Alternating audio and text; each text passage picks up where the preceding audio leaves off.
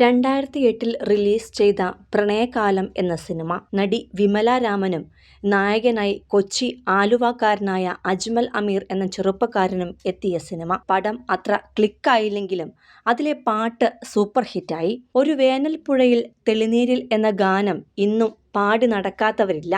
അജ്മൽ അമീർ പിന്നീട് മാടമ്പിയിൽ മോഹൻലാലിന്റെ അനിയനായും പത്താം വളവിൽ ഒരു പോലീസുകാരനായുമെല്ലാം അഭിനയിച്ചിരുന്നു. ഇപ്പോഴിതാ നടന്റെ ഞെട്ടിക്കുന്ന ഒരു വോയിസ് ക്ലിപ്പാണ് പുറത്തു വന്നിരിക്കുന്നത്.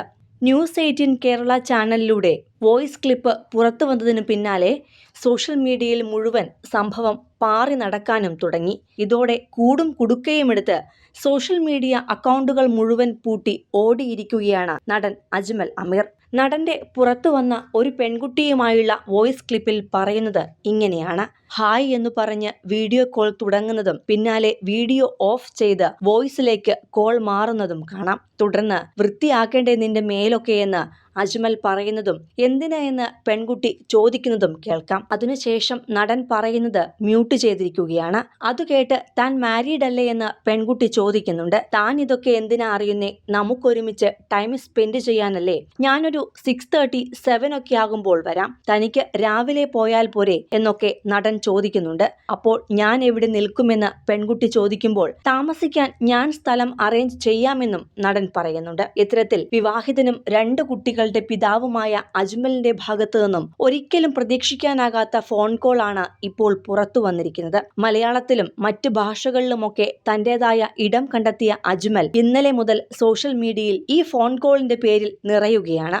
2 പേർ തമ്മിലുള്ള സ്വകാര്യ സംഭാഷണം പുറത്തെത്തിയതോടെ നടനെതിരെ വിമർശനവും ഉയരുകയാണ്. നടനെ അനുകൂലിച്ചും പ്രതികൂലിച്ചും നിരവധി പേർ എത്തിയിട്ടുണ്ട്.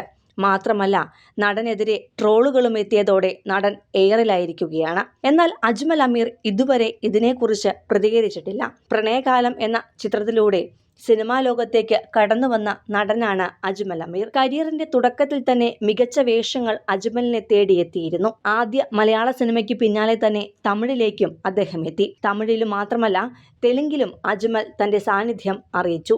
KV ആനന്ദ് സംവിധാനം ചെയ്ത കോ എന്ന ചിത്രത്തിൽ നായകതുല്യമായ വേഷം ചെയ്ത് തമിഴിൽ അജ്മൽ ശ്രദ്ധേയനാവുകയായിരുന്നു. കഴിഞ്ഞ വർഷത്തെ വൻ വിജയങ്ങളിലൊന്നായ ദ ഗ്രേറ്റസ്റ്റ് ഓഫ് ഓൾ ടൈമിലും അജ്മലിന്റെ സാന്നിധ്യമുണ്ടായിരുന്നു.